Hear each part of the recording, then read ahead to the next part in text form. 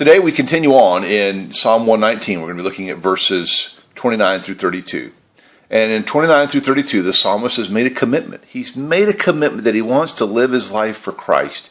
He wants his life to count for Christ, and he's going to commit himself to the Word of God. I came to Christ as a boy of 11, but no one discipled me at all, and so I was baptized at age 16. A week after being baptized, the man who baptized me and 3 others at the time, we were all standing before the church, and he gave us a charge. He said, read a chapter a day in the Bible every day. And this has been 35 years ago, and I happened to connect with the man who was baptized at the same time, same charge. And I asked him, how'd that go? How'd that go for you?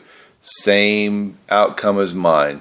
Yes, the life hasn't always looked like it should, but there's always been a commitment to the Word of God that brings us back to the right place in our lives. We're going to wander and we're going to sin. And we might even get off in the far country. But that commitment to the Word of God will always draw us back. Notice verse 29. The psalmist or the writer of this psalm says, keep me from deceitful ways. Be gracious to me and teach me your law. In other words, he's saying, I don't want to live that life. I don't want to live a sinful life. I want to live a life that counts for Christ.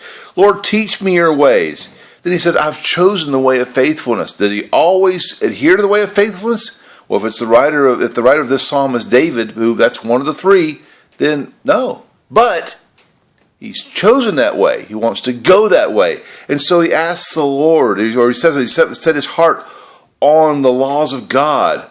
He says, I hold fast to your laws. Lord, don't disappoint me.